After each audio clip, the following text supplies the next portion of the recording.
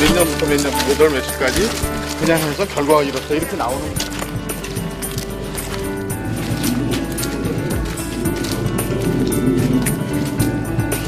이 주변의 형태는 혼합형의 갯벌이에요. 그러니까 들어오시면서 저 앞쪽은 헐갯벌이고 여기는 혼합형의 갯벌입니다. 물론 이제 있는 서식지가 거의 비슷해. 그리고 많은 그 경쟁자가 있으니까 서로 경쟁을 하면서 뭔가 우위에 있어야 돼요. 그렇게. 자, 조개는 이렇게 요 볼록 튀어나온 부분은 뭐라고 했어요? 껍데기의 정수리, 각정. 짝짓기 시기가 되면 하늘색이 강하게 나기 시작하고 짝짓기. 요게 생식기예요. 못 봤는데. 네. 그래서 낮에는 잘 보이지 않고요. 특히 이제 칠개가 개를 아주 반개를 뭐라고 쓴다고요? 여기서 각개를 이해를 좀 하면서 개발을 해야 돼요. 코 같아요. 체내 수정을 하냐, 체외 수정을 하느냐. 왜냐하면 들어오는 표본이 있습니다. 그래서 정확하게 보세요. 보기 좋겠죠. 등에다 업고 다니는 거 많이 보셨죠? 보고 짝짓기라고 그러면 이 굴 깊이가 여기에서 끝나는 게 아니고요. 이렇게 굴절을 하고 밑으로 한 70cm 들어가요.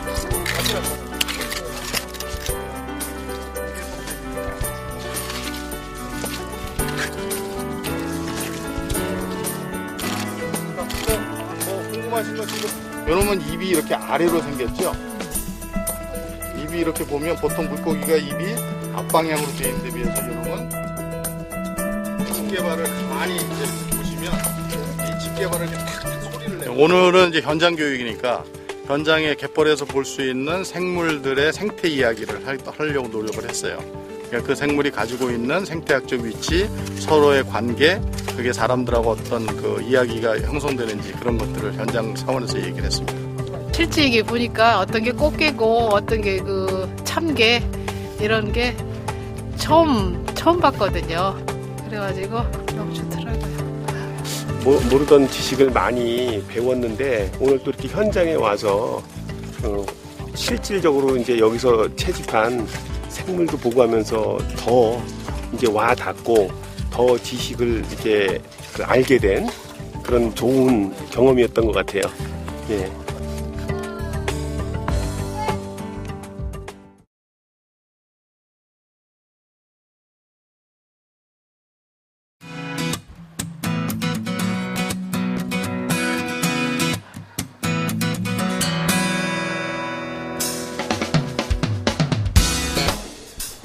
예, 오늘 강의 주제는 이제 갯벌이라고 하는 곳에 대한 개념적인 이해, 그다음에 갯벌이 왜 중요해서 어떻게 우리가 보존을 하고 관리를 해야 되는지에 대한 사례를 외국하고 같이 연결을 해서 외국의 사례하고 같이 연결을 해서 이해를 시키려고. 네, 소개받은 백용해입니다. 제 이름의 끝자가 바다해자예요. 아버님이 지어주셨는데 용용자에 바다해자를 써서 제가 바다를 배경으로 삶을 살 수밖에 없었는 모양입니다. 저는 사실은 학교 전공하고 다른 그 삶을 살게 돼서 오늘 아까 오늘 학생이 안 보이네요. 학생들이 있으면 조금 더 현실적인 이야기를 해드리고 싶었는데 강의를 제가 섞어서 말씀을 드리도록 하겠습니다. 저는 원래 학부 전공은 무역학을 했어요. 저희 학교 갈 때만 하더라도 뭐 비슷한 저희 비슷한 연배 계신 것 같은데 사실은 이제 그 미래 선택을 담임 선생님이 이렇게 해주시던 그 시절이잖아요. 그때 저는 생물학에 관심이 있었던 것 자체를 잘 몰랐어요. 근데 이제 시간이 지나서 보니까 제가 굉장한 이 재질이 있다는 거를 나중에 발견을 하고 늦게 공부를 다시 시작을 했습니다. 그래서 지금은 이제 갑각류, 개 행동생태학을 하고 있어서 행동생태학이라고 하는 것과 우리가 배웠던 생물학이라고 하는 것과의 차이도 말씀을 좀 드리도록 하겠습니다. 갯벌을 알기 전에 우리가 생태 이야기를 좀 해보죠. 생태라고 하는 것이 뭐냐? 동태 만들기 전에가 생태냐? 코다리 만들기 전 상태냐? 이게 이제 생태 이야기를 좀 하면서 가는 것이 좋을 것 같아요. 자, 우리는 이제 항상성이라고 하는 항상성을 갖고 있는 동물체이기 때문에 우리가 어떤 에너지를 계속해서 섭취를 해야 되는 그런 문제를 갖고 있죠. 그러니까 음식을 꼭 섭취해야 되는 그런 생명체예요. 자, 음식이 이제 여러 가지를 이렇게 어떤 걸 좋아하실지는 제가 잘 모르지만 자, 이런 음식들을 이제 사람들이 먹고 살 수밖에 없죠. 자, 그 1인당 한 사람이 1년을 사는데 곡물을 기준으로 하면 몇 킬로를 가지고 1년을 버틸 수 있을까? 계산을 해보니까 약 한 150kg의 곡물을 사람이 섭취한답니다. 여러분들이 몇 킬로 섭취하시는지 계산 한번 해보세요. 자, 150kg 정도 곡물을 섭취를 한다고 보면 지구상의 인구 약 60억, 뭐 65억, 뭐 70억이라는 학자도 있긴 합니다만 일단 제가 가지고 있는 통계 자료를 가지고 60억 명으로 계산을 해봤어요. 자, 그러면 60억 명이 1년을 사는데 곡물이 얼마나 필요할까요? 약 9천억 킬로그램 정도만 있으면 됩니다. 이게 이제 톤으로 얘기하면 한 9억 톤 정도가 되겠죠. 자, 그러면 지구상에서 나오는 곡물이 9억 톤이 될까요? 안 될까요? 9억 톤이 넘으면 굶어 죽는 사람이 있으면 안 되잖아요. 그렇잖아요. 근데 보면 뭐 우리 가까운 북한에서도 상당히 아사자가 많이 나오고 아프리카, 뭐 아시아 일부 빈국에서는 아사자가 굉장히 많아요. 곡물이 부족하다는 얘기죠. 그래서 전 세계 곡물 시장에서 거래하고 있는 연간 거래량을 보니까 약 30억 톤의 곡물이 거래가 돼요. 자, 그러면 산술적으로 계산을 단순하게 해보니까 자, 전 세계 곡물 시장에서 데이터가 노출되어 있는 곡물량만 30억 톤이고 인간이 필요한 곡물은 약 9억 톤이라면 남는 21억 톤은 어디로 갈까요? 네. 가축의 사료로 갑니다. 결국 지구상에 생산되는 곡물은 충분히 있는데도 불구하고 우리가 사육하고 있는 동물의 사료로 인간이 먹을 식량까지 전부 다 제공을 하고 있는 거죠. 다시 말해서 여기에 나와 있는 이런 동물의 사육을 위해서 인간이 필요로 하는 에너지를 소진하고 있는 겁니다. 이거는 뭐 바꿔 말하면 뭐냐면 과거에 우리가 생활했던 패턴과 조금 달라졌어요. 뭐가? 고기의 섭취량이 굉장히 많이 늘었죠. 도시 나가면 한 집 건너 한 집이 다 고깃집이잖아요. 과거에는 뭐 특정한 시기에만 고기 먹기도 힘들었던 그런 문화를 갖고 있다 보니까 이게 전 세계 다국적 기업들이 전부 이 가축 사육을 하면서 굉장한 곡물을 소비하게 된 거죠. 결국 이거를 바꿀 수 있는 방법은 한 가지밖에 없어요. 소비자가 선택을 안 하면 됩니다. 소비자가 선택을 안 해서 양을 줄이면 과잉 생산을 할 필요가 없죠. 그러니까 거대 기업들이 사육 두수를 줄이게 돼서 결국 거기에 남아드는 곡물이 사람한테 가지 않겠느냐. 하여튼 좀 심각하게 고민을 해볼 필요가 있는 대목이에요. 자, 조력발전이라는 얘기 들어보셨죠? 조력발전은 하는 게 좋을까요? 안 하는 게 좋을까요? 안 하는 게 좋아요. 자, 안 하는 게 좋다고 그러는데 왜 안 하는 게 좋은지에 대한 논리가 부족해요. 왜냐하면 조력발전을 찬성하는 사람 입장에서는 굉장히 과학적이고 논리적으로 자기 이야기를 주장을 해요.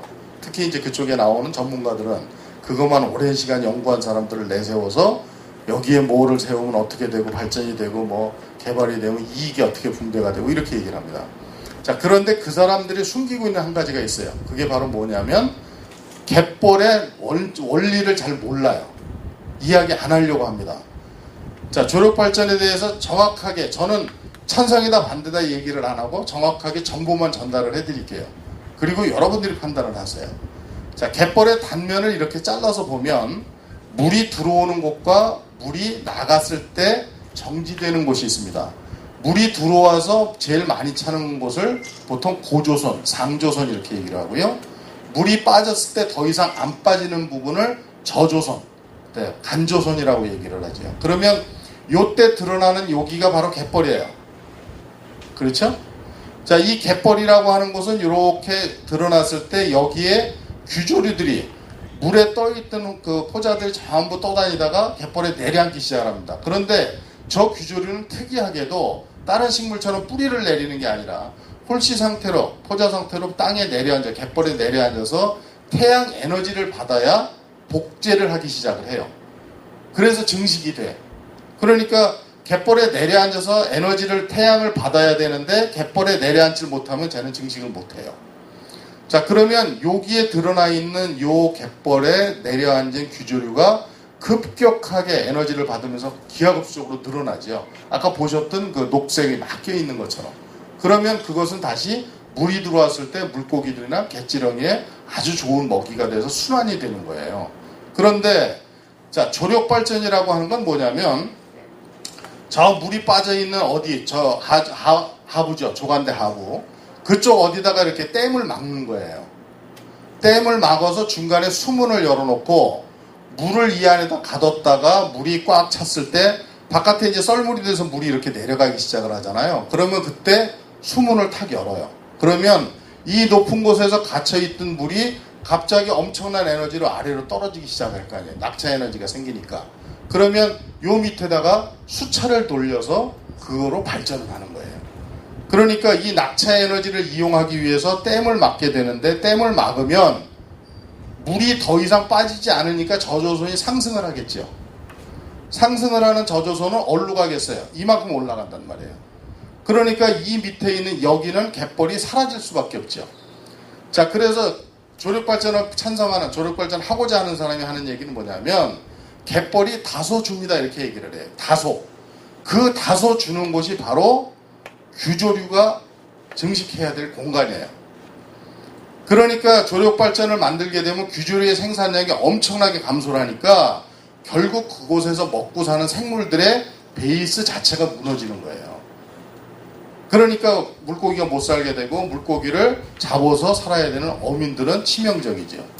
그러니까 이제 그거를 보상이라는 문제로 해결을 하겠다 이런 겁니다. 그러니까 이렇게 한번 들어서고 나서 이 안에 있는 그 베이스가 무너지면 복구할 방법이 없어요.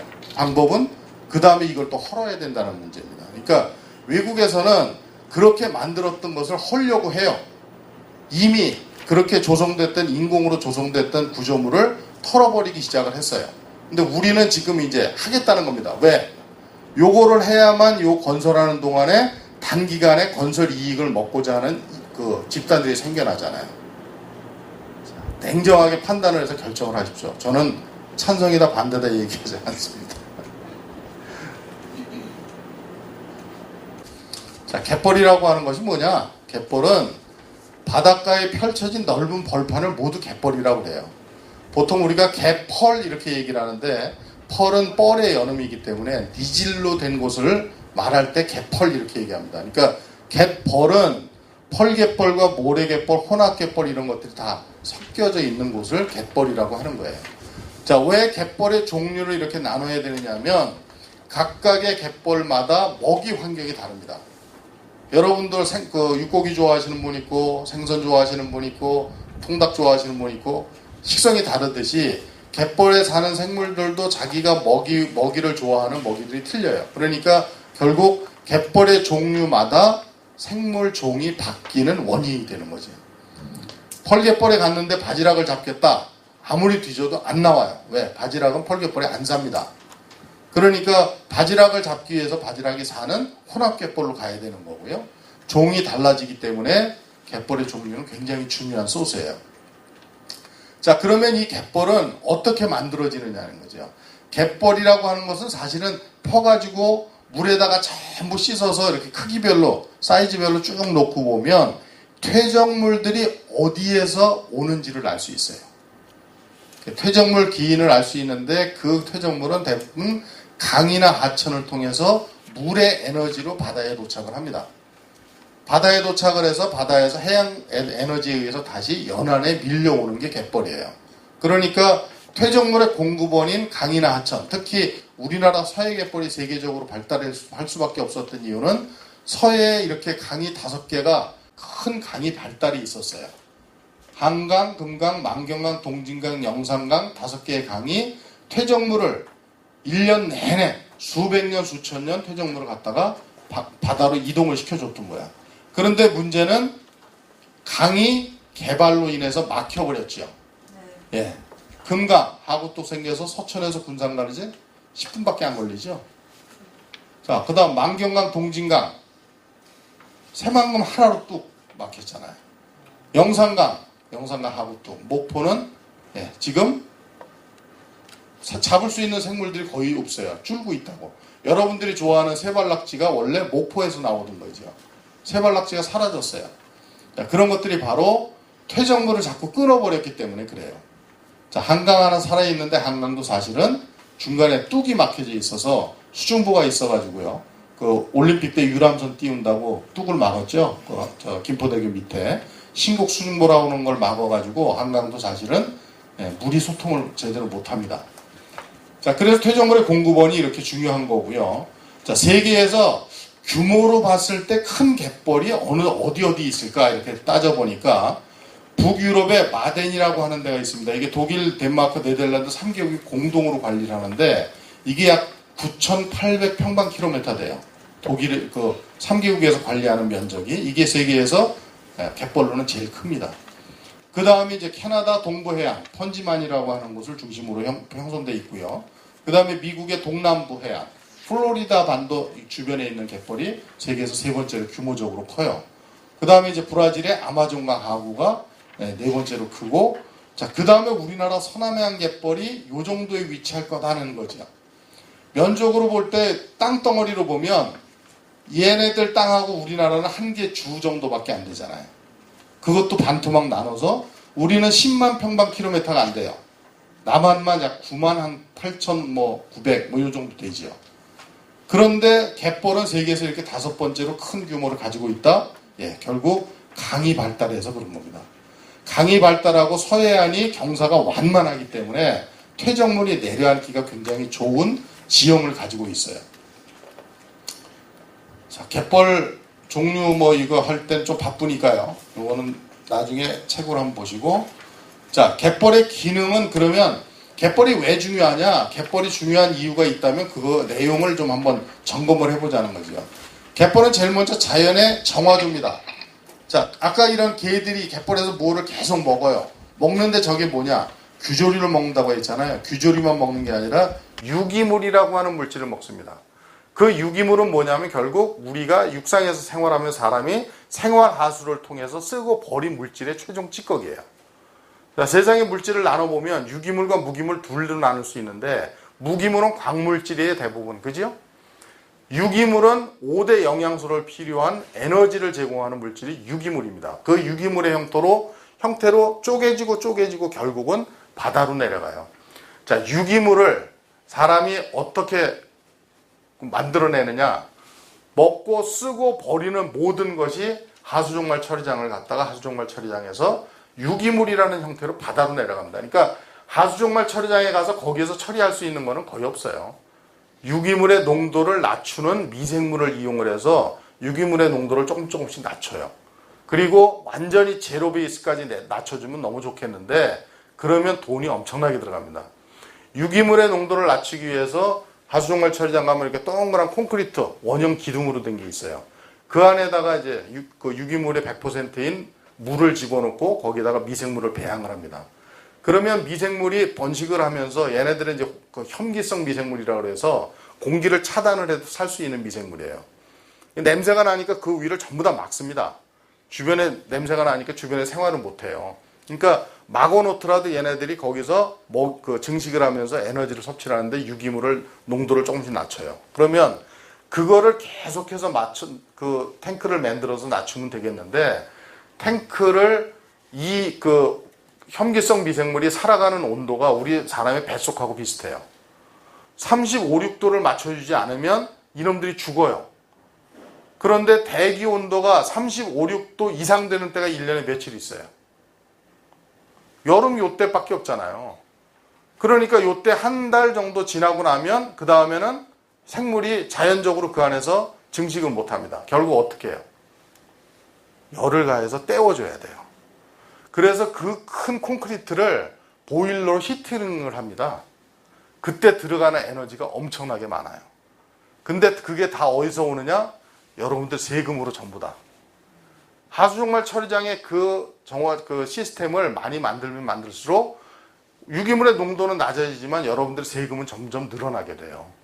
그러니까 이제 선택적으로 몇 % 정도만 낮춰서 처리하는 수밖에 없어요. 계속 갖고 있으면 물이 수돗물처럼 깨끗해질 수도 있겠지만 이론상으로 불가능합니다. 그러니까 유기물의 농도를 한 30%, 40% 정도까지만 낮춰요.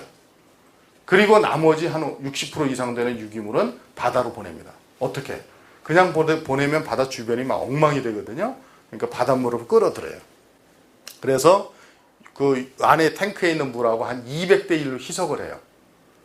탱크 안에 있는 그 오염된 물, 유기물의 농도가 높은 물 한 드럼에다가 바닷물 한 200드럼을 섞어요. 눈으로 보면 잘 안 보여요. 그리고 바다로 보냅니다. 그러니까 대도시가 인접한 곳에 바다는 유기물의 농도가 높을 수밖에 없죠. 그 유기물이라고 하는 물질은 자연으로 가면 자연에 있는 미생물의 먹이가 돼요. 그 유기물이 바다로 들어가서 온도가 높아지는 여름에 바다에 있는 미생물이 증식하는 현상, 적조현상이에요. 적조균이 우주에 있다가 갑자기 몇 월 며칠 뿅 하고 날아와서 바다에 증식하는 게 아니라 적조균은 항상 있는 자연에 존재하는 균이에요. 걔네들이 증식할 수 있는 사이클에 맞으면 증식이 되는 거야. 균이 증식할 때, 생명이 증식할 때 제일 중요한 게 뭐예요? 먹이, 물, 태양, 그죠? 옛날 학교 다닐 때 어렴풋이 들은 것 같잖아. 예, 거기다가 바다의 미생물은 수온이 중요합니다. 수온이 20도 이상 높아지게 되고 유기물이 많이 들어오게 되면 적조균이 막 증식을 해요. 적조균 증식을 하면 막을 방법이 어디 있어요? 예, 막을 방법이 없어요. 그러니까 균을 막을 수 있는 방법은 먹이를 차단하거나 태양을 차단하거나 물을 차단하면 돼요. 그러면 남해의 적조가 퍼지기 시작하면 전 국민을 전부 다 내려오라고 그래가지고 파라솔로 하늘을 다 가리면 되지요. 태양 에너지를 차단하면 얘네가 증식을 못하니까. 그렇지 않으면 바닷물을 다 퍼내거나. 방법이 없잖아요. 할 수 있는 방법은 먹이원을 차단하는 겁니다. 먹이원을 차단하는 게 뭐냐? 유기물이에요. 유기물은 어디서? 여러분들이 쓰고 버린 생활하수에서 들어가요. 결국 여러분들이 먹지 않고 싸지 않고 유기물을 생산하지 않으면 바다는 오염되지 않으니까 점점 좋아지죠. 자, 그러면 적조가 발생하는 남해는 이제 적조가 이제 한번 또 시작되기 할 거예요. 그러면 난리가 나는데 서해는 적조가 발생해서 난리 났다는 소리 들어본 사람이 있어요? 서해 적조가 발생해서 난리가 났습니다. 물고기가 다 떼죽음 당하고 어쩌고. 새만금이 요새 이제 그런 뉴스가 좀 나오기 시작하는데 서해는 적조가 나서 그렇게 큰 피해를 안 입습니다. 이유가 뭐예요? 갯벌이 있기 때문이에요. 남해는 갯벌이 발달하지 않았으니까 적조균이 물에 떠 있으면서 항상 증식을 하지만 서해는 갯벌이 발달해 있어서 적조균이 아까 규조리처럼 물에 떠 있다가도 하루에 한 번씩 물이 쫙 빠져나가면 갯벌에 다 내려앉아요. 그리고 다시 물이 들어올 때까지 12시간 걸리거든요. 12시간 동안 얘네들이 다 나와서 개가 먹고 고둥이 먹고 개찌렁이가 먹고 다 집어먹는 거예요. 그러니까 적조균의 농도가 쭉 낮아진 상태에서 다시 물이 들어오니까 적조균이 증식을 할 타이밍을 놓치게 되죠. 굉장히 중요한 소스입니다. 전 세계 갯벌 학자들이 모여갖고 세미나를 하는데 가장 중요한 요인이 뭐냐면 바로 정화조예요. 외국의 외국 사람들은요, 갯벌 생물 안 먹어요. 갯벌에 있는 생물은 먹는 문화를 가진 나라는 우리나라하고 중국, 일본밖에 없어요. 그런데 일본, 중국 같은 경우도 사실은 갯벌 생물들 그렇게 잘 안 먹습니다. 우리나라 사람 먹는 갯벌 생물을 많이 먹는 나라는 없어요. 그러니까 그 사람들한테는 식품이라고 하는 개념보다는 자연을 정화하는 게 가장 중요한 소스예요. 뒤에서 말씀드리겠지만 독일 같은 경우는 전 국토의 갯벌의 98%를 국립공원으로 통제를 하고 있어요. 못 들어가게 합니다. 2%만 개방을 해서 사람들을 교육하기 위한 공간으로 써요. 98%를 왜 막냐? 들어가면 거기는 페널티가 굉장히 무거워요. 왜? 이유는 바로 정화조를 지키기 위해서입니다.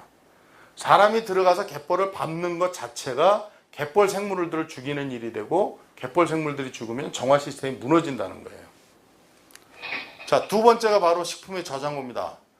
자, 출출할 시간 됐나요? 자, 이렇게 해물찜을 한 접시를 시켜서 놓고 야채를 제거하면 전부 다 이게 어디서 오냐면 갯벌에서 온 생물들이에요. 자, 우리나라 사람만큼 갯벌을 생물을 그렇게 좋아하는 사람들이 없어요. 아까 우리 담당하시는 선생님이 갯벌에 내일 가면 바지락 잡아오지 마세요 그랬잖아요. 자, 한국 사람들이 외국 갯벌에 나가면 거기다 이렇게 외국은 이렇게 써붙였어요. 갯벌에 들어가면 여기 들어가서 보는 거는 자유로 보되 채집하지 마십시오. 그래서 돈터치 약간 그렇게 쫙 써놓고 밑에다가 페널티 뭐 몇 달러 이렇게 적어놓습니다. 근데 한국 사람들이 가는 갯벌은 항상 처음에는 가이드가 이렇게 얘기를 해서 신신당부를 해요. 그러면 주머니에다 손 넣고 이렇게 위에서만 봐. 근데 조금 있다가 한 사람의 허리를 이렇게 굽히면 다 허리가 내려가요. 그리고 조금 있다 보면 주머니에서 검은 비닐봉지가 하나씩 나와. 언제 준비를 했는지 거기다가 이렇게 집어넣어요. 왜? 잡지 않으니까 피조개가 막 우리 어른 주먹만한 피조개가 입을 떡떡 벌리고 있거든. 군침이 확 도는 거야, 보는 순간. 그러니까 우리나라 생각을 하고, 야, 이거 보는 사람도 없는데 이 좋은 생물을, 그러면서 한 사람이 집으면 다 집어요. 그런데 멀리서 쌍안경으로 감시를 한다니까? 자, 허리가 한 번 내려갔어. 요주의. 2번, 3번, 그러면, 무전기로 가까운 그 코스트 가드한테 무전을 쳐요. 그러면 조금 있다 득덜같이 와요. 백차들이 막 와서 그 자리에서 현행범으로 체포합니다. 페널티가 굉장히 무거워요. 우리나라 돈으로 한 돈 100만 원씩 벌금을 내야 돼요. 한 버스가 다 잡혀가는 경우도 있어요. 그러니까 외국 같은 경우는 한국 사람들은 갯벌을 식품이라고 생각을 하는 이 속성, 그 습성이 있어요. 외국 사람들은 갯벌 생물을 먹지 않습니다. 그러니까 대부분 제가 독일 가서 보니까 독일도 갯벌이 그렇게 발달해 있는데 독일 사람들이 유일하게 먹는 갯벌 생물은 홍합밖에 없었어요. 요리하기 위해서 뭐 파스타 같은데 국물 내는데 홍합을 먹으니까 홍합은 양식을 하는 곳이 있는데 나머지는 안 먹습니다. 자, 갯벌은 굉장히 많은 생물들이 살기 때문에 어류가 산란장으로 쓰입니다. 그러니까 작은 생물들은 그 다음 단계의 생물들이 먹고 요 다음 단계는 어린 물고기가 먹고 어린 물고기를 큰 물고기가 먹고 이렇게 순환하는 거죠. 그러니까 결국 갯벌의 이 베이스가 유지가 돼야 물고기가 있어요. 그래야 어부들이 수확을 올릴 수 있는 거예요. 그런데 이 베이스가 무너지고 얘네들만 기대할 수 있는 방법은 없습니다. 자, 갯벌에도 보면 이렇게 빨간 풀들이 많아요. 갯벌에 나가면. 사실은 식물은 소금하고 상극이죠. 배추에다 소금 뿌려놓으면 절이 이렇게 푹 수그러지잖아요. 그게 이 안에 있는 그 삼투압 작용에 의해서 안에 있는 수분이 빠져나가게 되죠. 소금 때문에. 그런데 얘네들 입장에서 보면, 자, 모든 식물은 태양 에너지를 가지고 경쟁을 하는 생명입니다. 근데 태양 에너지를 가지고 경쟁을 해야 되는데, 요렇게 키도 한 10cm, 20cm 밖에 안 되는데 얘네들이 저 산속에 가서 그 높은 나무 밑에 가서 있다고 생각을 해봐. 태양 에너지를 언제 받고 성장을 해요? 그러니까 얘네들은 에너지를 받을 수 있는 방법이 육상 생태계에서는 없어요.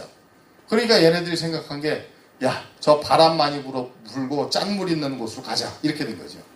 그러니까 오랜 세월 동안 여기서는 바람이 많이 부니까 키 큰 나무는 바닷가 가면 다 쓰러질 거 아니에요. 거기다가 밑에 짠 소금기가 있으니까 살 수 있는 방법이 없어. 자, 그러면 이제 우리가 짠 소금물만 이겨내면 우리는 태양 에너지를 여기서 마음껏 먹고 살 수 있어. 이렇게 된 거죠. 얘네들은 기가 막히게도 소금을 통제할 수 있는 시스템을 모두 갖고 있습니다. 요 빨간 식물들 같은 경우에 칠면초라고 하는 식물인데요. 요 칠면초는 소금을 밑에서 빨아들이면 중간에 있는 아래쪽에 있는 그 잎에다가 소금을 전부 다 저장을 해요. 소금을 아래에 있는 잎에다 보내고 순수한 물은 위로 보냅니다. 그래서 위로 올라오는 순수한 물만 가지고 빨리빨리 성장을 해. 얘네들은 모두 1년생이에요. 그러니까 밑에서 소금이 많아져서 소금 농도가 많아지면 잎이 누렇게 돼서 떨어집니다. 그리고 나면 위쪽은 빨리 성장을 해서 그 밑에서 소금에 이기고 싸우고 있는 동안에 위쪽은 성장을 하면서 열매를 맺고 자기 할 일을 다 하게 되는 거죠. 그래서 얘네들은 전부 다 소금을 이겨내는 방법을 터득을 했어요. 어떤 놈은 소금을 잎의 뒤에다가 붙이는 놈도 있고요. 아니면 뿌리 밑에다가 소금을 저장하는 놈도 있고. 그래서 염생식물이 굉장히 많은데 이 염생식물들도 역시 탄소 동화작용을 하기 때문에 산소를 엄청나게 많이 만들어내죠. 아까 보셨던 눈에 보이지 않는 귀조류도 역시 탄소 동화작용을 해요. 그래서 그 조그만 놈들도 산소를 만들어내기 때문에 지구의 허파 역할을 한다 이렇게 얘기를 하는 겁니다. 자, 그 다음에 이제 단위 면적당 가로 세로 1m 정도를 잘라서 봤을 때 1m 안에 살고 있는 생물들이 지구상에서 어디가 가장 많을까? 저 산, 지리산, 설악산 그 생태가 발달하고 좋다는 그곳 천만의 말씀이에요. 갯벌이 훨씬 높습니다. 갯벌은 단위 면적당 어마어마한 실 수도 없는 많은 생물들이 집약적으로 살아요. 그러니까 그곳에 철새들이 와가지고 빠른 시간 안에 먹이를 먹는 데는 갯벌이 최고예요. 산에 가면 찾아야 되잖아. 근데 갯벌에 가면 그냥 이렇게 부리만 발달해서 막 쑤시고 다니면 먹이가 걸리거든요. 그러니까 갯벌은 많은 철새들이 이동하면서 에너지를 섭취할 수 있는 굉장히 중요한 사이트입니다. 자, 그 다음에 이제 최근에 그 쓰나미가 이제 문제가 되면 세계적으로 해양 에너지를 막을 수 있는 자연재해의 완충지 역할에 대한 문제들이 굉장히 크게 대두가 돼요. 자, 갯벌에 물이 빠지면 보통 서해 같은 경우는요, 물 빠지면 그 길이가 한 3km, 4km씩 막 드러나요. 자, 그러면 3km, 4km 바깥에서 그 해양 에너지가 갑자기 폭발적으로 늘어났어요. 태풍, 쓰나미 이런 것들이 생겼어. 자, 그런데 쓰나미나 태풍이 이 땅을 다 걸치고 와야 돼. 마찰력이 엄청나게 생길 거 아니에요. 그러면 3km, 4km 지나서 오면 이 동네쯤 올 때 되면 에너지가 감소될 수밖에 없죠. 그러니까 그만큼 폭발력이 줄어들어요. 자, 그래서 외국에 같은 경우에 해안에서 피해를 본 지역을 가만히 보니까, 자, 지난 3년 전이죠? 일본 쓰나미가 바다, 제방, 도로, 집이에요. 자, 쓰나미의 높이가 한 20m, 30m 이렇게 됐어요. 25m? 25m면 한 7, 8층 정도 건물 높이 되지요. 그 물이 넘쳤는데 중간에 완충할 수 있는 완충지가 전혀 없었던 거죠. 자, 그러니까 해양 에너지가 넘쳐 들어와서 동네를 초토화시키는데도 대책이 없었던 거예요. 사람들이 살아야 되겠죠. 전부 이제 엄청난 에너지가 이제 그 에너지가 초토화가 되고 사람들은 산으로 도망가서 산 속에서 살아남은 사람들이 한숨을 푹 쉬었어요. 야, 바다가 무섭구나. 그렇죠? 이렇게.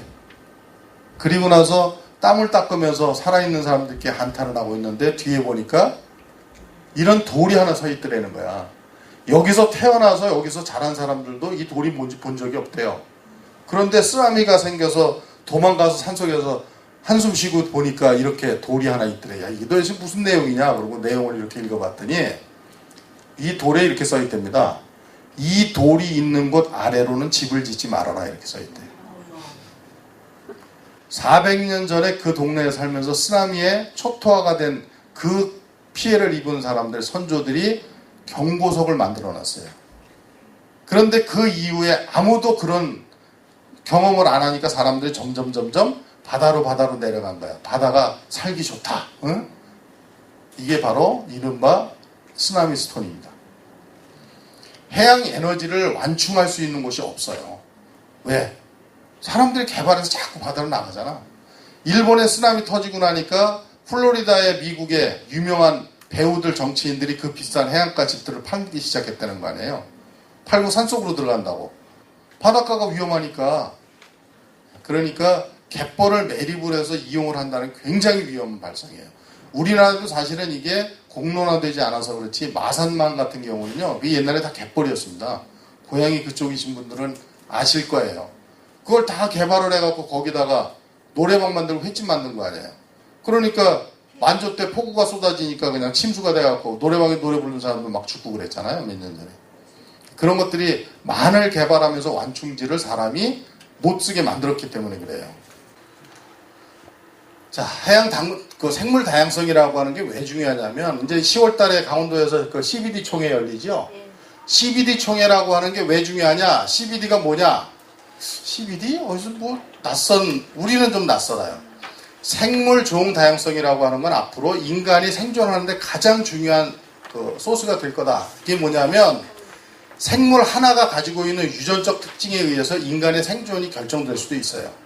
앞으로 인간이 어떤 특정한 바이러스에 문제가 돼가지고 그 인간이라는 종 자체가 멸종으로 치달을 수도 있는데 그 해결책이 없어. 근데 그게 자연에 있는 어떤 유전 그 DNA에서 그걸 추출할 수 있다. 살릴 수 있는 방법이 거기밖에 없는 거예요. 물론 영화 같은 시나리오긴 하지만 그렇게 안 된다는 보장도 없는 거야. 그럴 때 그 유전자를 가지고 있는 나라가 결국 최고의 나라가 되겠죠. 결국 그 유전자가 어디에 있느냐가 문제인 거죠. 자, 이게 독일의 갯벌의 그 와덴의 갯벌의 생물 다양성이라고 그래서 20년 전에 조직을 해서 저기는 해양 그 전공자들이 연구를 계속했어요. 아까 얘기한 대형 조수 동물이 몇 종이나 있겠냐, 우리 그 큰 갯벌에. 그렇게 해서 공식적으로 발표한 게 대형 조수 동물이 자기네는 무려 150종이나 된다 이렇게 발표를 했어요.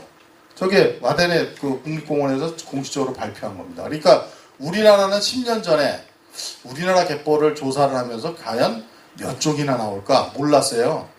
왜? 독일에 저렇게 큰 갯벌을 조사하는데도 한 150 정도밖에 안 된다는데 우리는 종이 얼마나 될까? 그래서 조사를 해서 10년 만에 재작년이죠. 작년에 그 해양수산부에서 발표를 했어요. 몇 종이나 나왔을까요? 무려 573종이 나왔습니다. 우리나라 갯벌에서 한국 갯벌, 와덴의 갯벌을 전체 다 따지면 약 3.94배, 한 4배 정도 됩니다. 4배 정도 큰 갯벌의 면적을 비교를 했더니 종수가 와덴에는 150종인데 우리는 573종이나 나왔대. 처음에 이거 발표하니까 독일 사람들, 와덴의 사람들이, 그럴 리가. 거짓말이 아니냐. 니네들 잘못한 거 아니냐. 학자들의 수준이 좀 떨어지는 거 아니냐. 그래서 검증을 했어요. 결국 이 종수가 달라지는 이유가 뭐냐면 갯벌의 퇴적이 다양합니다. 우리가. 독일은 제가 아까 그랬잖아요. 그 막혀있는 앞에 있는 그 사주성에 의해서 퇴적된 그 갯벌이라 퇴적이 거의 비슷해요. 퇴적이 비슷하다는 거는 면적은 클지 모르지만, 즉 개체 수는 많을지 모르지만 종수는 다양하지 않습니다. 근데 우리나라는 여러분들 요 근처에 나가보시면 알잖아. 모래도 있고 뻘도 있고 돌도 있고 자갈도 있고 막 그렇잖아. 우리 갯벌이. 그게 다 종 다양성의 기원이 되는 거예요.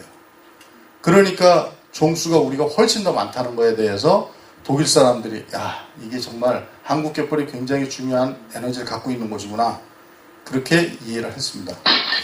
자, 간척 얘기는 지금 시간이 안 돼서 제가 좀 넘어가겠고요. 천수만 얘기하면 정말 화딱지가 나지만 어쨌든 지나가죠. 자, 갯벌이 왜 어떻게 생기냐면요. 갯벌은 달과 지구가 서로 잡아당기는 힘에 의해서 생깁니다. 그러니까 달과 지구가 잡아당기는 힘, 이걸 인력이라고 하죠. 그 인력에 의해서 지구 표면에 물이 이렇게 부풀어 오르는 현상이에요. 여기가 만조가 되고요.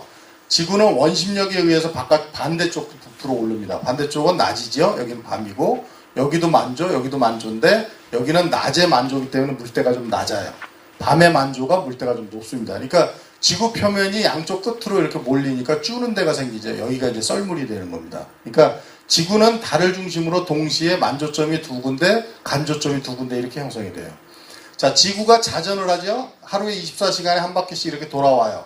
그러면 달이 그 자리에 있으면 계산하기가 좋은데 달은 하루에 13도씩 공전을 해가죠. 그러니까 지구의 한 지점이 13도를 다시 쫓아가는데 시간이 50분이 더 소요가 돼요. 그래서 달과 지구의 한 지점이 다시 한 바퀴 돌아서 만나는 시간은 24시간 50분이 걸리는 겁니다. 그러니까 보통 바닷가 나와서 어민들한테 물어보면 물때가 하루에 약 1시간 정도 늦는다고 그러죠. 이게 바로 달의 공전주기 13도 때문에 생기는 현상이에요. 자, 그런데 24시간 50분인데 만조가 두 군데라고 그랬잖아요. 그러니까 요거를 나누기 2 하세요. 그러면 12시간 25분 만에 만조가 한 번씩 겹치는 겁니다. 자, 그러니까 물때라고 하는 건 결국 음력과 관계가 있는 거죠. 자, 그래서 음력 10일을 한물 이렇게 규정을 해놨어요. 아예. 음력 11일이 두물, 세물, 네물, 다섯물. 음력 15일을 살이라고 하는 거죠. 음력 15일이 달이 제일 크게 부풀잖아요. 당기는 힘이 제일 세집니다. 그래서 살이 보통 때보다 곱빼기로 물이 많이 들어온다는 얘기예요. 그리고 여섯물 겸 살이 일곱물, 여덟물, 아홉물, 열물, 열한물, 열두물, 열세물. 이 음력 23일이 조금, 24일이 무시. 그러면 이렇게 해서 15일이 지나가는 거죠. 그 다음에 음력 25일이 다시 10일처럼 한물. 두물, 세물, 네물, 다섯물. 음력은 양력은 29일, 28일도 있고 29일도 있고 30일도 있고 31일도 있지만 음력은 30일로 계산하는 겁니다. 그래서 음력 30일은 여기도 물이 많이 부풀어요. 달이 제일 많이 쪼그라들었을 때. 그때 이거를 금음살이라고 보통 얘기를 합니다. 그래서 음력 30일을 6물 겸 살이. 다시 일일이 7물, 8물, 9물, 10물, 11물, 12물, 13물, 음력 8일이 조금, 음력 9일이 무시, 음력 10일이 다시 한물. 그래서 한 달에 물때가 2번 반복되는 거예요. 그런데 음력 살이, 살이를 전후해서, 보름을 전후해서 한 3일, 3일, 일주일 정도는 물이 많이 들어오고 많이 빠지고요. 조금 무시를 전후해서 일주일 정도는 물이 덜 들어오고 덜 나갑니다. 그러니까 갯벌에서 작업하시는 분은 살이를 전후해서 멀리, 물이 많이 빠져야 멀리 가서 평상시에 뭐 못 잡던 것도 잡아올 거 아니에요. 그러니까 요때가 물일, 갯일 하는 날이고 조금 무시를 전후해서 일주일 정도는 쉬는 날이에요. 저 때는 갯벌 작업 안 합니다. 그러니까 갯벌에서 우리는 수백 년, 수천 년 동안 한국 사람들은 갯벌을 간섭하고 먹고 살았어요. 그런데도 갯벌이 건강하게 살아. 이상해. 왜? 현명한 이용이죠. 물때에 맞춰서 나가서 일주일 일하고 일주일은 쉬어. 쉬는 동안에 갯벌 생물은 다시 리사이클링이 일어나죠. 외국 사람들이 보면 아 니네는 갯벌 생물 먹으니까 갯벌이 남아나는 게 없겠다. 웃기는 소리 하지 마라. 그렇게 회전되는 거예요. 그게 지속 가능한 이용을 해왔습니다. 그런데 이제 문제가 되는 것은 도시 사람들이 체험이라고 갯벌 들어가면서 엉망이 되는 거야. 도시 사람들은 물때하고 관계없잖아. 예, 아무 때나 들어가서 그냥 애들 병에다가 또는 저 조그만 뭐 플라스틱 통에다가 다 움직이는 거 다 주워 담잖아. 그리고 갖고 나와서 갖고 다니다가 죽으면 좀 쓰레기통에 버리고 가죠. 그 사람들은 물때가 중요하지 않아. 아빠가 노는 날이냐 엄마가 쉬는 날이냐 그게 중요하잖아. 그러니까 이게 그래서 교육이 필요한 겁니다. 그러니까 그런 것들을 가리키는 루트가 바로 제도권에서 가르쳐야지. 제도권에서 가르쳐서 아이들한테 그렇게 자연에 피해를 주는 그런 개체를 만들면 안 되잖아요. 제가 그걸 못해서 안타깝습니다. 자, 갯벌에 물이 들고 나는 시간은요, 갯벌 생물들의 먹이를 결정하는 중요한 시간입니다. 그러니까 갯벌을 이렇게 물 빠졌을 때 드러나는 이 갯벌을 3등분을 해보시면 갯벌 육지 쪽을 상부, 가운데를 중부, 물 쪽을 하부 이렇게 얘기를 합니다. 그러니까 하부에서 상부로 물이 들어갔다가 다시 빠져나가는데 여기에 있는 애들은 자기네들이 먹이를 먹는 시간별로 위치를 정해요. 그러니까 어떤 애는 하부에 모여 살고 어떤 애는 중부에 살고 어떤 애는 상부에 살아요. 그러니까 갯벌에 나가서 이렇게 보시면 생물들이 이렇게 살다가 조금 더 나가면 변하기 시작하는 지점이 보여요. 그래서 갯벌 생물들은 마치 누가 자리를 정해놓은 것처럼 이렇게 띠를 형성하고 삽니다. 그래서 이거를 띠 대자를 써서 갯벌 생물의 대상분포 이렇게 얘기를 합니다. 그래서 갯벌 생물들은 자기네들이 물때에 따라서 이렇게 서식 위치를 공간을 잡고 살아요. 자, 갯벌에 물이 빠지면 이렇게 움직이죠. 자, 갯벌 종류를 내일 현장 나가서 내가 다시 설명을 드릴 테니까. 갯벌 종류보다도 뒤에 이제 생물 얘기를 조금만 해드리고 마무리를 할게요. 자, 개입니다. 자, 개는 몸과 그 머리가 한꺼번에 하나로 붙어 있는 생물이에요. 보통 유합됐다 이렇게 얘기를 하는데 머리와 몸이 하나로 되어 있고 다리가 하나, 둘, 셋, 넷, 5쌍이 있죠. 그래서 다리를 10개 가져서 십각류 이렇게 얘기를 합니다. 다리 10십자, 다리 각자를 써서. 자, 십각류인 이 개는 몸이 등을 보면 꽃게처럼 매끈한 놈도 있지만 이놈은 이렇게 울퉁불퉁해요. 울퉁불퉁한 데는 전부 다 이렇게 장기가 나눠져 있는 겁니다. 몸통 속에 있는 장기가. 요 앞쪽에 보면 여기는 앞위, 가운데 위, 뒷위. 그래서 개는 보통 위가 4구역으로 분화되어 있어요. 자, 그 다음에 가운데 여기는 심장구역이고요. 뒤에가 장구역, 양쪽에 스펀지처럼 되어 있는데 여기가 아가미구역입니다. 그러니까 개는 수생동물이에요.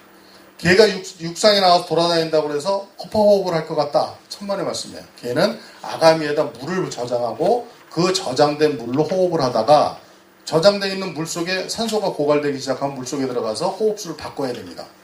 그런데 사람이 들고 잡고 있어. 그러면 거품을 막 흘리죠. 이른바 개거품이죠. 그죠? 거품 흘리다가 나중에 이제 검은 체액이 나오면 조금 있으면 죽어요. 자, 그런데 이 위가 이렇게 4구역으로 분화된 게 재밌어요. 개가 위가 4개씩이나 돼, 무려. 위가 4개인 동물, 누가 어디 있어요? 소가 왜 위가 4개씩이나 됐을까? 되새김하기 위해서. 학교에서 다 그렇게 가르쳤거든. 왜 되새김이 필요한데? 생태학을 모르니까 답변을 못해요. 생물학을 하는 사람들이 배를 이렇게 갈라보니까 이건 얘는 위가 네 개나 돼. 소는 소목에 있는 놈들은 위가 이렇게 다양하게 돼 있구나. 왜? 풀을 먹고 잠깐 되새김을 해야 되니까. 그 다음 단계를 모르는 거야. 왜 소목에 있는 소라고 하는 동물이 위를 그렇게 그 네 개로 되새김을 해야 되는지 얘기를 못 들은 거예요.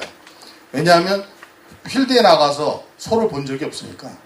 소는 자기를 지킬 수 있는 방법은 한 쌍의 뿔밖에 없잖아요. 근데 뿔을 갖고 싸우려고 그러면 천적인 그 사자나 하이에나 같은 애들은 떼거리를 댐비잖아요. 그러니까 소가 선택한 방법은 정면 대결을 하는 것보다는 이동을 택한 겁니다. 그러니까 자주 도망 다녀요. 저 푸른 초원 위에 계속 풀만 먹는 그런 목장의 소? 순치되어 있는 애들이에요. 야생에서는 그런 경우가 거의 없어요. 먹다가 가야 돼. 왜? 전부 다 천적들이 주변에 포식자들이 오니까, 그러니까 얘는 이동을 하면서 풀을 계속 먹어야 돼요. 그런데 조금 아까 먹은 거랑 지금 먹은 거랑 계속 위에서 겹쳐봐. 소화가 안 될 거 아니야. 그러니까 아까 먹은 건 이쪽으로 보내고 그 다음 거 이쪽으로 저장하고 그 사이에 아까 먹은 건 소화가 되고 다른 쪽에 있는 거 만들어지고, 그죠? 그래서 위를 분화시키는 겁니다. 살아남는 방법이에요. 이동을 가장 멀리 하는 동물이 소입니다. 대륙에서, 아프리카 대륙에서. 자, 그러면 개는 왜 위가 4개나 될까? 개도 아프리카 대륙처럼 왜 이렇게 멀리 도망 다녀야 되나? 개는 성장하고 관계가 있어요. 자, 보통 아까 조개는 성장할 때 껍데기를 버리지 않는다고 그랬죠. 그런데 이 갑각류들은 성장을 하게 되면 안에 있는 몸이 커지면요, 갑옷을 벗어버려야 돼요. 탈피라는 과정을 걸칩니다. 그런데 탈피를 어떻게 하냐면 이 등갑의 뒤가 떨어져요. 뒤가 떨어지고 부풀어진 몸이 안에서 바깥으로 이렇게 뒤에서 이렇게 나옵니다. 그때 이제 몸무게 그 부피가 한 20% 커져요. 종마다 조금씩 다른데, 그러면 이 안에 작은 그 옷에서 큰 몸이 나오려니까 몸을 어떻게 하냐면 연질화 시킵니다. 말랑말랑해져요. 갯벌에 나가서 말랑말랑한 개 만져보신 적 있어요? 예, 탈피 끝나고 나서 몸이 굳기 전입니다. 보통 물렁개라고 보통 얘기를 하는데 그건 이제 성장하기 위해서 탈피한 다음이에요. 그러면 개들은 탈피를 하면 직계발까지도 물렁물렁해요. 자기를 지켜줄 최후의 무기, 직계발인데 직계발이 물렁물렁해.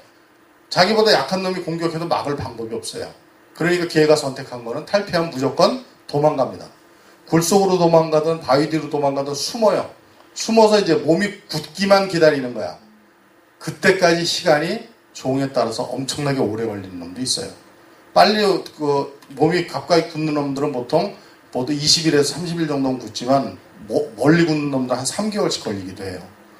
그러면 그 몸이 피신해 있는 동안 뭘로 견뎌야 되냐면 먹이 사냥을 못 하잖아. 네, 위에다가 저장해 놓은 먹이를 가지고 버텨야 됩니다. 그래서 개는 먹이에 대한 욕심이 굉장히 애착이 강한 동물이에요. 그래서 우리 선조들이 만든 속담 중에 모스럽게 먹는다고. 폭식을 하거나 식탐이 있는 애들한테 개걸스럽다고 그러는 거예요. 그걸 자꾸 독이라고 생각을 해요, 사람들이. 개가 먹는 거라 그러는데 독이 아니라 크랩이에요, 크랩. 개걸스러운 겁니다. 그러니까 개는 먹이를 가지고 유인하는 게 가장 효과적인 방법이에요. 먹이를 보면 사죽을 못 써요. 언제 탈피를 시작할지 모르거든. 그러니까 먹이를 빨리 비축을 해놔야 돼. 그래서 탈피가 이루어지면 잘 살아남아야 되니까. 재밌어요? 네. 재밌으면 안 되는데.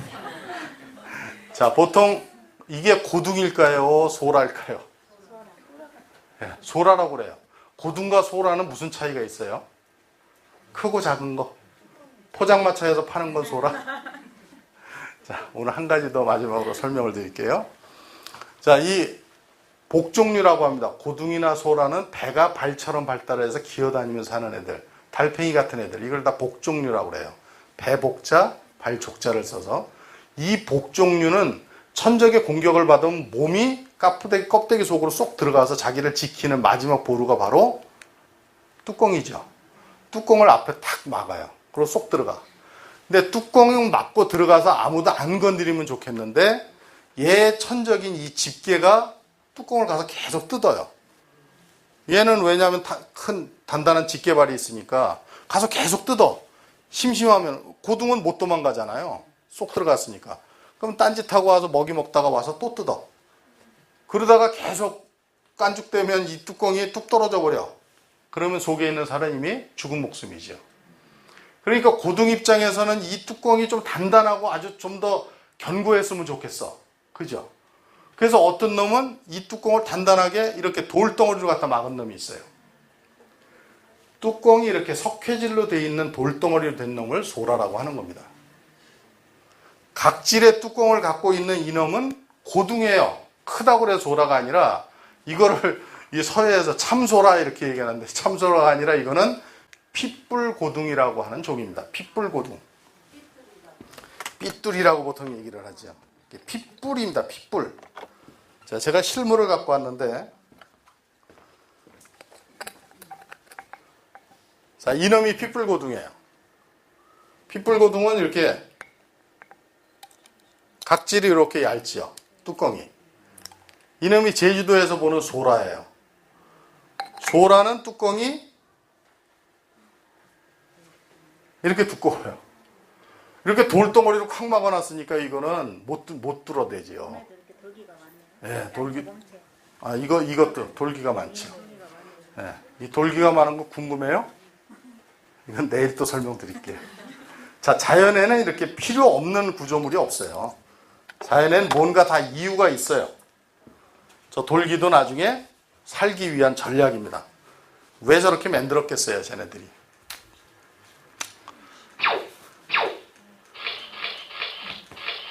근데 선생님, 소라 그 갑각류 크기는 어떻게 키워요? 저거는 어떻게 키우냐면요. 조개하고 소라는 서로 사촌간이에요.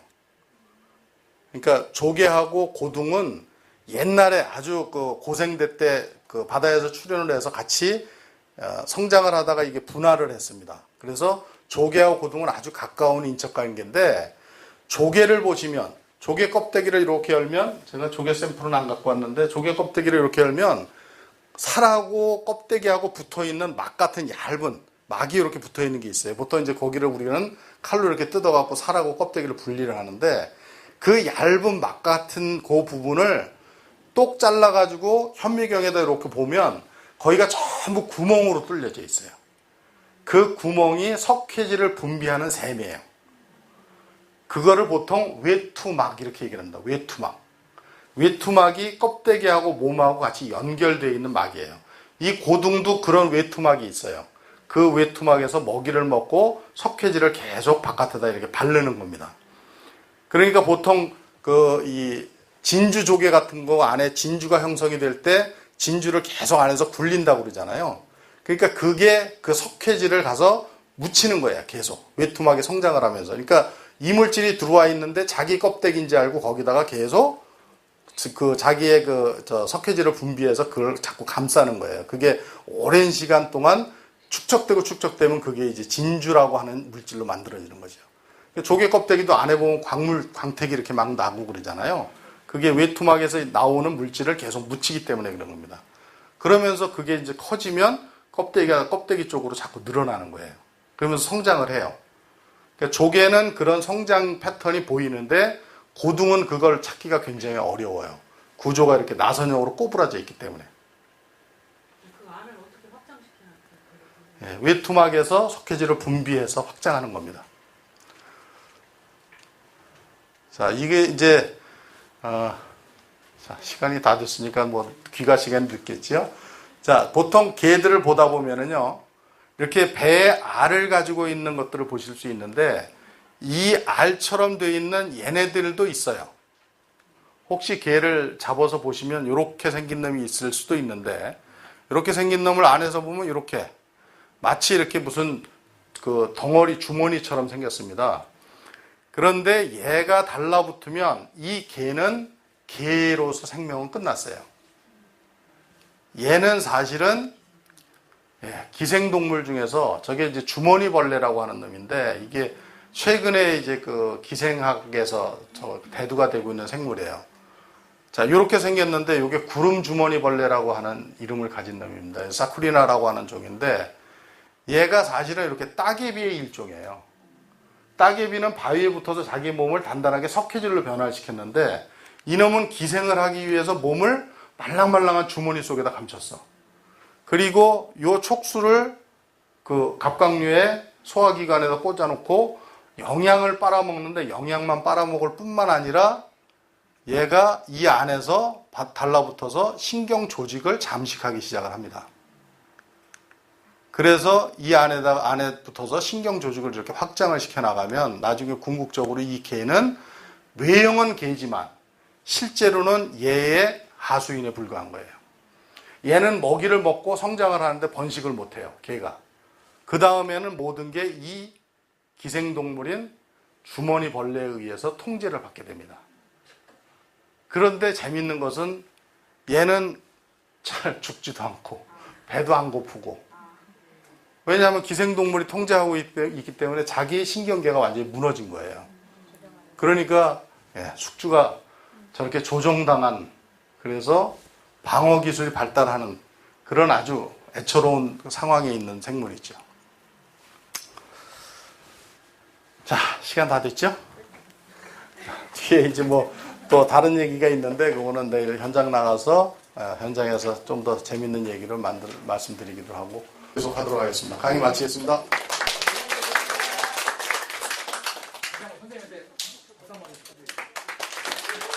감사합니다.